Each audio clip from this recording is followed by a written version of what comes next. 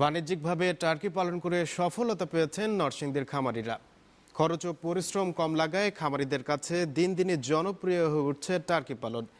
এদিকে ইউরোপ আমেরিকায় টার্কির ব্যাপক চাহিদা থাকায় প্রয়োজনীয় পদক্ষেপ নিলে বড় পরিসরে টার্কির রপ্তানি করা গেলে বৈদেশিক আয় আরও বাড়ানো সম্ভব বলে মনে করছেন বিশেষজ্ঞরা।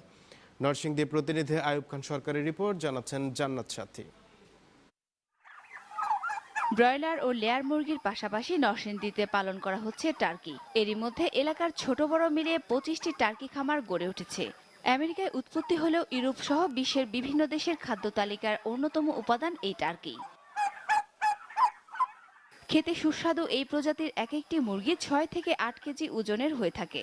6 মাস বয়স থেকে ডিম দেয় টার্কি। শুধু তাই নয়, ব্রয়লার ও লেয়ার মুরগির তুলনায় টার্কির রোগবালাইও হয় কম। একটা বাচ্চা থেকে যদি সে লালন পালন করে, দেখা গেছে 1 বছরে তার 10,000 টাকা এখান থেকে ইনকাম করার সোর্স আছে। কম পরিশ্রম ও স্বল্প খরচের টার্কি খামার করা যাওয়ায় নরসিংদীতে অনেকেই মুরগির খামারের পাশাপাশি শুরু করেছেন টার্কি পালন। বাজারে এর চাহিদা থাকায় ও ন্যায্য দাম পাওয়ায় দিন দিন টার্কি পালনে আগ্রহী হয়ে উঠছেন এখানকার খামারিরা। এক মাসে একটা মুরগির বাচ্চা থেকে আমরা 1200-1300 টাকা ইনকাম করতে পারতেছি। এটা আসলে অনেক ব্যাপার, আর এটা অনেক লাভজনক।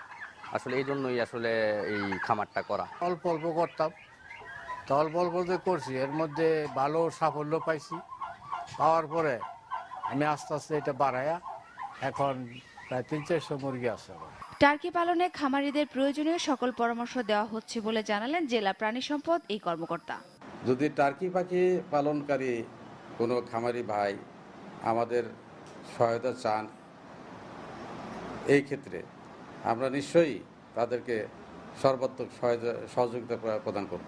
পাশ্চাত্যের দেশগুলোর খাদ্য তালিকায় টার্কি একটি অন্যতম উপাদান হয়। বাণিজ্যিকভাবে বড় পরিসরে টার্কি পালন করা গেলে আরও বেশি বৈদেশিক মুদ্রা অর্জন করা সম্ভব বলে মনে করছেন বিশেষজ্ঞরা। তাই টার্কি পালনে খামারিদের উৎসাহিত করতে এগিয়ে আসবে সরকার, এমনটাই প্রত্যাশা স্থানীয়দের।